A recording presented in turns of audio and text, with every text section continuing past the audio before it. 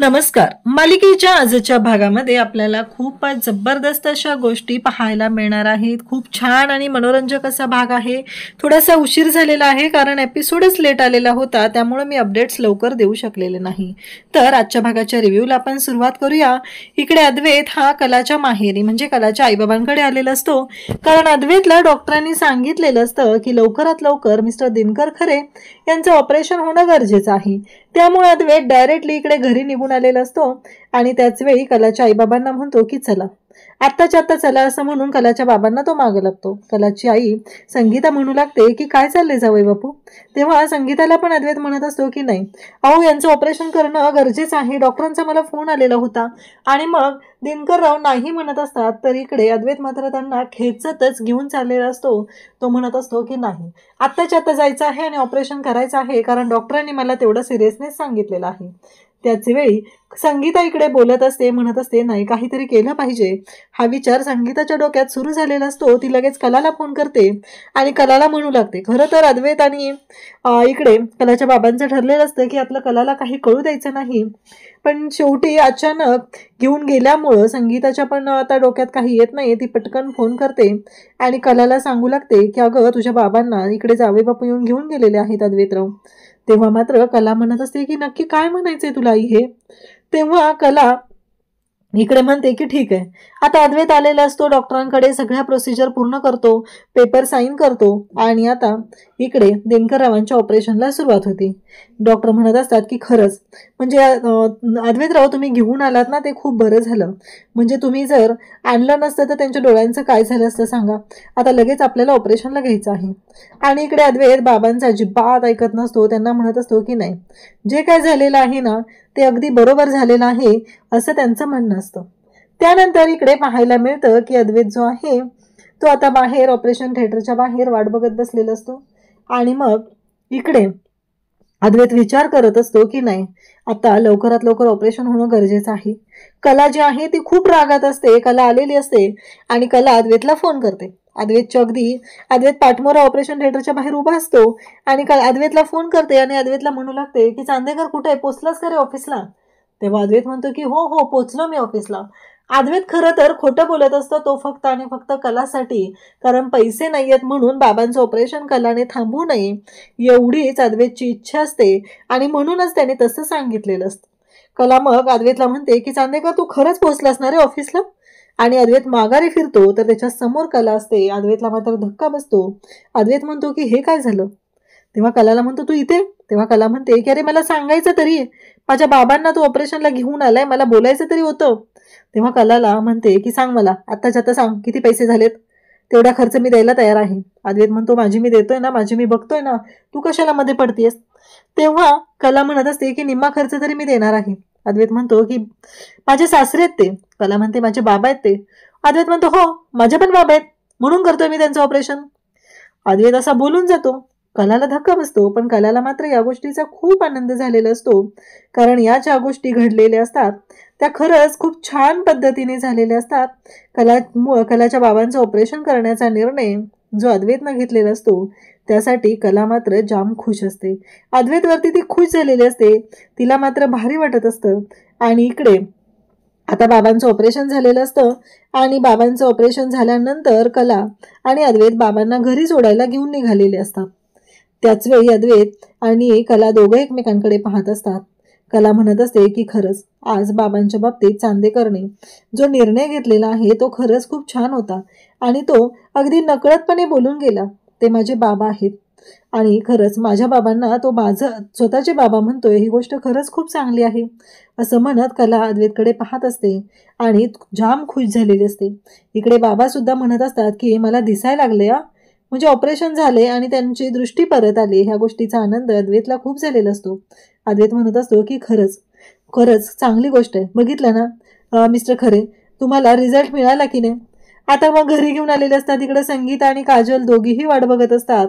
तेव्हा संगीता म्हणत असते की खरंच जावई बापू तुमचे ना खूप खूप उपकार झाले असं म्हणत संगीताने अक्षरशः अद्वैतच्या समोर हात जोडलेले असतात. तेव्हा अद्वैत म्हणतो की हो धन्यवाद आणि म्हणतो चालेल मी निघतो आता.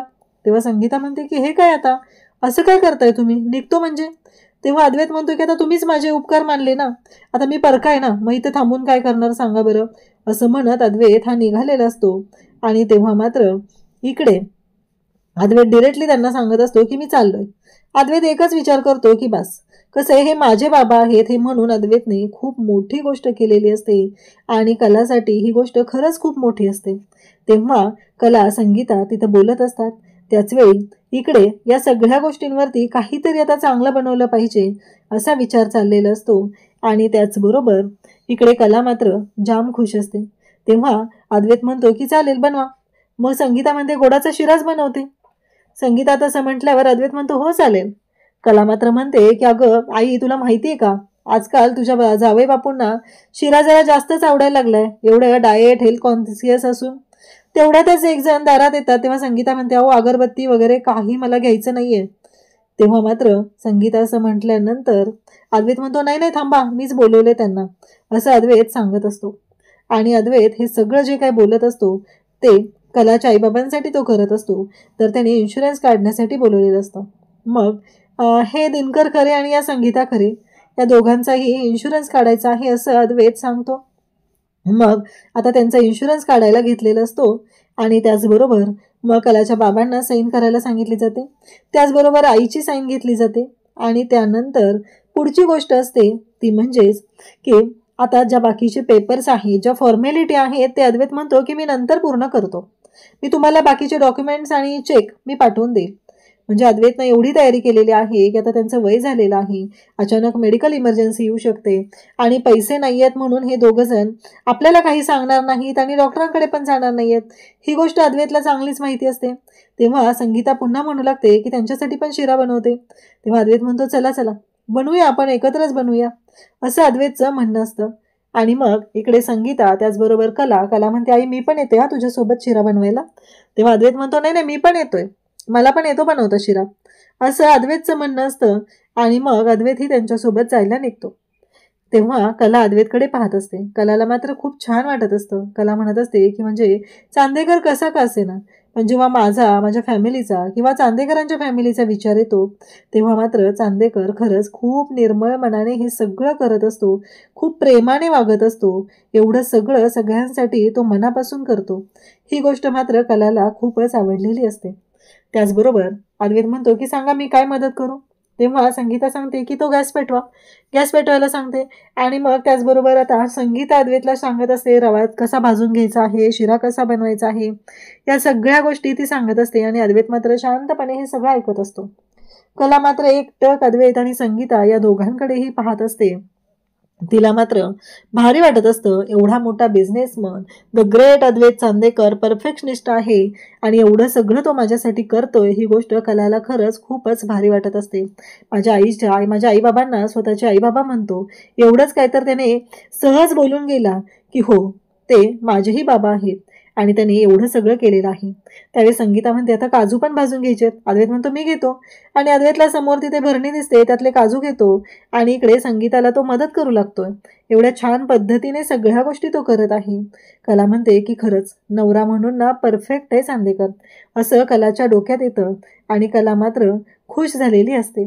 आणि मग संगीता अद्वैतला सांगते की हे तुळशीपत्र आहे ना, हे शिऱ्यावरती ठेवायचं, असं संगीता अद्वैतला सांगते. अद्वैत मग संगीताने ज्या पद्धतीने सांगितले त्या पद्धतीने काम करतो. परंतु मध्ये संगीता एक पातेलं उचलते आणि त्यावेळेस तिच्या हाताला चटका लागतो. आणि तेव्हा मात्र इकडे अद्वैत लगेचच थंड पाणी तिच्या हातावरती सोडतो आणि तिची काळजी घेतो. त्यानंतर आपल्याला पाहायला मिळतं की राहुल जो आहे तो फोनवरती बोलत आहे. राहुलला माडेकरने फोन केलेला आहे आणि माडेकर सांगत आहे की बघितलं ना. राहुल म्हणतो बघा मी सांगितलं होतं ना 15 दिवसाच्या आत तुम्हाला बाहेर काढेल, काढलं की नाही, पाळला की नाही मी दिलेला शब्द. माडेकर असं बोलत असतो. त्याचबरोबर कॉन्फरन्सला आता गौरव असतो. गौरव, राहुल, माडेकर हे तिघं एकमेकांशी बोलत आहेत. त्याचबरोबर गौरव म्हणतो की बघा कसं आहे, आपण तिघांनी एकत्र येऊन काम करणं गरजेचं आहे आणि तुमच्या दोघांचा मला भरपूर फायदा झालाय, अशीच पुढेही मदत लागणार आहे. कारण त्या कलाला आणि अद्वैतला उद्ध्वस्त करायचंय, त्यांना बर्बाद करायचंय असं राहुल सांगत असतो. तेव्हा मात्र गौरव म्हणत असतो की हो नक्की मी आहे तुझ्यासोबत, काही काळजी करायची गरज नाही, हे सगळं बोलणं चाललेलं असतं. त्याचबरोबर इकडे पाहायला मिळतं ते म्हणजे आता खरी वाट लागलेली असते ती म्हणजे राहुलची, कारण हे सगळं बोलणं राहुलचं जे चालू आहे ते ऐकते ती म्हणजे पूजा. तर इकडे गौरव म्हणत असतो की पार्टी तर झाली पाहिजे. राहुल पण म्हणतो, तेव्हा माडेकर म्हणतो की माझा जो बंगला आहे ना फार्म हाऊसच्या तिकडे पार्टी करूया, म्हणजे कोणाला संशय येणार नाहीये. म्हणजे किती मूर्ख आहे ती लोक एवढ्या सगळ्या गोष्टी केल्या, अद्वैतला जेलमध्ये पाठवलं, पण यांच्या अंगातली मस्ती मात्र कमी झालेली नसते. ही लोक प्रत्येक वेळेस इकडे या सगळ्या गोष्टी अशा पद्धतीने करत असतात. त्याचबरोबर इकडे पाहायला मिळतं की गौरवही खुश झालेला असतो आणि आता अद्वैतला बर्बाद करायचं आहे एवढंच यांचं ध्येय असतं आणि राहुल तर त्याही पेक्षा मूर्ख असतो. तेव्हा पूजा तिथे आलेली असते. पूजानं सगळं ऐकलेलं असतं आणि पूजा जी आहे ती राहुलला म्हणू लागते, म्हणजे हे सगळं तुम्ही केलंय, हा सगळा फ्रॉड तुम्ही केलाय, तुमच्यामुळे अद्वैत सरांना जेलमध्ये जावं लागलेलं आहे, चांदेकरांची बदनामी झालेली आहे, या सगळ्या गोष्टीला तुम्ही जबाबदार आहात. आत्ताच आत्ता मला हे सगळं कला मॅडम आणि अद्वैत सरांना सांगितलं पाहिजे, असं पूजा बोलत असते आणि तिथून निघत असते. तेव्हा मात्र राहुल तिला पकडतो आणि तिला म्हणतो तोंड बंद करायचं.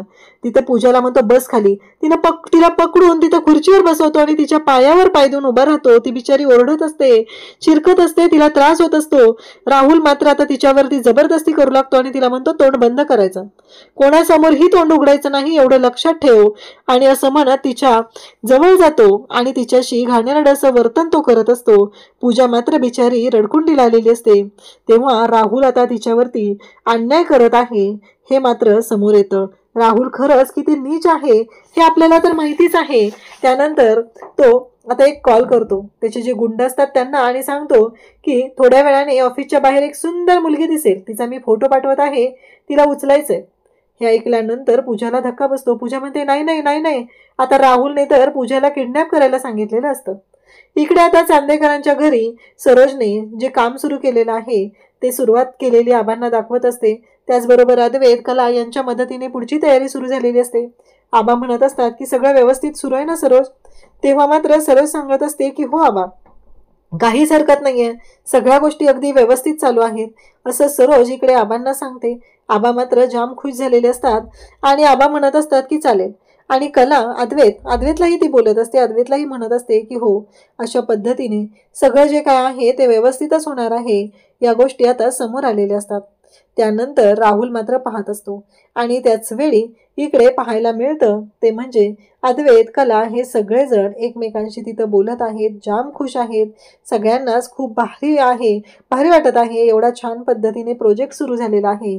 अचानक अद्वैतला ठसका लागतो. त्या क्षणी कला अद्वैतच्या जवळ जाते, पाण्याचा ग्लास त्याला देते, त्याचबरोबर त्याच्या पाठीवरती हात फिरवते, फुंकर मारते आणि त्याचबरोबर पदराने वाराही घालत असते. कला तिथे भान विसरून गेलेली असते की आपण सगळ्यांच्या समोर आहोत, असं वागणं चुकीचं आहे. त्यावेळेस आबा, त्याचबरोबर अद्वैत, त्याचबरोबर सरोज सगळेजण पाहत असतात. नैना आणि रोहिणीला तर खूप राग आलेला असतो. त्यांना ही गोष्टच पटत नसते, म्हणजे हे जरा अति होते असं त्यांना वाटत असतं. आणि त्यासोबतच इकडे आबा म्हणतात अगं कला, आम्ही पण आहोत इथं, आमच्याकडे पण जरा लक्ष असू दे, असं आबा सांगत असतात. तेव्हा मात्र कला म्हणत असते हो. आबा म्हणतात की काय झालं. तेव्हा कला म्हणते नाही नाही, चांदेकरला त्रास होत होता ना, असं कला बोलत असते. त्यासोबतच इकडे अद्वैत मात्र कलाकडे पाहत असतो. अद्वैतलाही लक्षात येतं कला जरा अति करते की काय असं वाटत असतं. त्याचबरोबर इकडे पूजा जी आहे ती ऑफिसमधून निघालेली असते आणि ते गुंड जे आहेत ते तिला दिसतात. ती गाडी काढत असते, ते गुंड तिथंच उभे असतात आणि म्हणतात हीच ती मुलगी ना, हिला उचलायचंय आपल्याला. म्हणजे आता पूजाला किडनॅप करण्याचा प्लॅन ह्या राहुलचा असतो आणि तो मात्र आता सुरू झालेला असतो. त्याचबरोबर ते गुंड पूजाच्या दिशेने जाऊ लागतात. पूजा घाबरलेली असते. पूजा तिथून गाडी तशीच सोडते, पर्स सोडते आणि तिथून पळत सुटते. तेव्हा मात्र पूजाला धक्का बसलेला असतो. ते गुंडही तिच्या मागे पळत असतात आणि त्याचबरोबर इकडे पूजा पुढे निघालेली असते आणि त्याच वेळी गुंड तिच्या मागे असतात. आणि त्यानंतर इकडे कला आणि अद्वैतच्या फोनवरती पूजाने फोन केलेला असतो आणि इकडे फोन उचला असं म्हणत असते. एका गाडीच्या मागे ती लपलेली असते आणि त्यासोबतच इकडे पूजाचा फोन जेव्हा उचलला जातो तेव्हा मात्र इकडे राहुल जो आहे तो म्हणतो की हिने का फोन केलाय, नक्की काय झालंय, हा विचार राहुलच्या डोक्यात सुरू झालेला असतो. कला म्हणते हा बोल. तेव्हा पूजा म्हणते की मॅडम मला तुमच्याशी बोलायचंय, मी अडचणीत आहे. पण कलाला मात्र आवाज ऐकू येत नसतो, नेटवर्कचा प्रॉब्लेम असतो. पण कलाच्या डोक्यातनं हा विचार काही जात नाही. तेवढ्यात कॉल कट होतो, कारण ते गुंड समोर आलेले असतात आणि त्यांनी पूजाला ताब्यात घेतलेलं असतं. त्याचबरोबर पूजा जी आहे ती पाहत असते. राहुल म्हणतो की माझ्या माणसांनी अजून तिला उचललेलं दिसत नाही.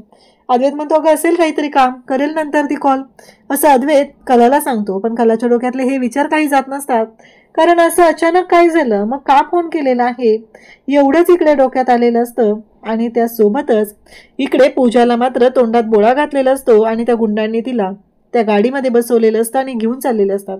त्यानंतर त्यांचा फोन येतो, तो म्हणजे राहुलला. पाखरू जाळ्यात सापडलेला आहे, त्याला घेऊन चाललेलो आहे आणि त्याचबरोबर आता सगळं समोर येणार आहे हे बोलणं चाललेलं असतं. त्यासोबतच ते गुंड घेऊन चाललेले असतात आणि त्यानंतर इकडे पाहायला मिळतं ते म्हणजे अद्वैत राहुलला विचारतो. राहुल स्वतः सांगू लागतो की ते कामाचा फोन होता ना, बाकी असं काही नाहीये, कामाचा फोन होता, असं तो बोलत असतो. आणि त्याचबरोबर कला मात्र त्याच्याकडे पाहत असते. पण अद्वैत आणि कला या दोघांनाही थोडासा राहुलवरती संशय आलेला असतो. त्यासोबतच इकडे कला आता रूममध्ये आलेली असते, कपड्यांच्या घड्या करायला कपडे आणलेले असतात. अद्वैत तिला म्हणत असतो की अगं प्रेझेंटेशन करायचंय, पुढची तयारी करायची. तेव्हा कला म्हणते की हो बरोबर आहे, पण आणि मग ती म्हणते ऐकते मी तुझं. त्यानंतर कलाला तिथे सेल बदलायचा असतो आणि तेही तिचं चाललेलं असतं. ह्या सगळ्या गोष्टी ती करत असते. आणि त्याचबरोबर इकडे पाहायला मिळतं की कला मात्र जाम खुश असते, परंतु तिला टेन्शन आता आलेलं असतं. अद्वैत तिच्या अंगावरती ते कपडे ठेवतो, दोन्ही बाजूला तो ढीक ठेवतो, घड्या केलेल्या साड्या असतात त्या ठेवतो, आणखी एक ब्लँकेट उचलतो आणि ते डोक्यावर ठेवतो. कला म्हणते चांदेकर हे सगळं काय करतोस तू. तेव्हा अद्वैत म्हणतो तुला सवय झाली ना खरे सगळं टेन्शन असं डोक्यावर घेऊन राहायची, अगं एक एक कर ना, आधी मला सांग ती बॅटरी बदल, त्यानंतर ते कपड्यांच्या घड्या कर आणि नंतर विचार कर, एवढं टेन्शन घ्यायची गरजच नाहीये. हे सगळं चाललेलं असतं. आणि तेव्हा मात्र इकडे अद्वैत कलाला म्हणत असतो की अगं जरा शांत हो, एवढा टेन्शन घेत जाऊ नकोस आणि शांतपणे सगळं कर, असं अद्वैत तिला सांगत आहे. कला म्हणते की हो चालेल. परत कलाच्या डोक्यात एक विचार येतो की त्या पूजाने मला फोन का केलेला, पूजा का फोन करत होतीस, हे सगळं चालू असतं. तेव्हा इकडे पूजाला किडनॅप केलेलं असतं. पूजा ओरडत असते, राहुल तिच्या मागे येऊन उभा राहतो, तिच्या खांद्यावर हात ठेवलेला असतो आणि राहुल पण तिच्याकडे तिच्यासारखाच आवाज काढून जोरात चिरकत असतो आणि म्हणत असतो बघितलं ना, कारण हे सगळं जे काय आहे ते जे आहे त्या पद्धतीने बोलणं चालू असतं. आणि तो म्हणत असतो बघितलं ना, माझ्यासारखाच आवाज आहे ना, मिक्स होतो ना. आणि पूजाला म्हणत असतो गप्प बसायचं, आता कोणी तुला सोडवायला इथे येणार नाही एवढं लक्षात ठेव, काहीही झालं तरीही तुझ्यापर्यंत कोणीच पोहोचणार नाही, कारण हे सगळं जे घडतं ते मात्र खूपच विचित्र असतं. इकडे कलाला मात्र पूजाची काळजी वाटत असते. कला म्हणत असते की नाही, काहीही झालं तरीही मला नाही गोष्टच कळत नाहीये की त्या पूजाने मला फोन केला होता, पण का केला होता फोन मला कळत नाहीये. हे सगळं जेव्हा घडत असतं तेव्हा मात्र अद्वैत म्हणत असतो की अगं जरा शांत हो ना, काय चाललंय नक्की तुझ्या डोक्यात, हे चालू झालेलं असतं. तेव्हा कला म्हणते की नाही मला नाही माहिती, पण तिचा आवाज थोडा घाबरल्यासारखा होता ना, कळत नाहीये मला, असं ती बोलत असते. तेव्हा मात्र इकडे अद्वैत म्हणतो शांत हो, उद्या करेल ना ती फोन, कळेल नक्की काय झालेलं आहे, असं अद्वैत कलाला समजवत आहे. त्यासोबतच अद्वैत तिला म्हणतो की झोप बरं शांतता, गुड नाईट. इकडे पूजा बिचारी जी आहे ती त्रासलेली आहे, तिला सुटका हवी आहे, राहुलने तिला किडनॅप करून ठेवले, रडत आहे ती. आधीच जर तिनं ही गोष्ट कलाला सांगितली असती तर आज ती वेळ पूजावर आली नसती. पण जे घडत असतं ते मात्र खूपच भयानकच असतं. त्यासोबतच उद्याच्या भागात आपल्याला पाहायला मिळणार आहे सगळेजण ब्रेकफास्ट करत असतात आणि त्यासोबतच अद्वैत आबांना सांगत असतो की आबा आम्हाला ना आता एक दुसरी गोष्ट सांगितली, आमचे जे काउन्सिलर आहेत ना त्यांनी एकमेकांसाठी गिफ्ट घ्यायला सांगितलंय. आबा म्हणतात चांगलं आहे की मग आता कला गिफ्ट घ्यायचं आहे आणि त्याचबरोबर नक्की काय करायचं हा विचार चालू असतो. इकडे रोहिणी म्हणते तुझा जो हा आनंद आहे ना गिफ्ट मिळणार आहे घ्यायचंय, हा जास्त काळ मी टिकू देणार नाहीये, बघ तुझी कशी वाट लावते. हे सगळं तिचं चाललेलं असतं. आणि तेव्हा मात्र कला आता कपाटात जाऊन पैसे घेत असते, शोधत असते, तिचं चेकबुक काढते. राहुल तिथे पोहोचलेला असतो आणि म्हणतो तू जे शोधतेस ते तुला सापडणारच नाहीये. म्हणजे कलाचं चेकबुक त्यांनी गायब केलेलं असतं. पण त्यांना एवढं माहित नाहीये का कलाच्या बँक अकाउंटला पैसे असतील तर तिने बँकेत जाऊन पण काढू शकते ना. चेकबुकचीच काय गरज आहे. आणि गिफ्ट द्यायचं झालं तर ती स्वतःच्या हाताने बनवून हँडक्राफ्टेड पण देऊ शकते. कारण कला अद्वैतला गिफ्ट तर देणारच आहे, याबद्दल काही संशयच नाही. हे सगळं अशा पद्धतीने चालू असतं. आणि तो राहुल समोर आलेला आहे तेव्हा मात्र आता कलाला संशय आलेला आहे. नक्कीच काहीतरी विपरीत घडत आहे. ही गोष्ट मात्र कलाच्या चांगलीच लक्षात आलेली आहे. तर अशाच अपडेटसाठी चॅनलशी कनेक्ट राहा. थँक्यू.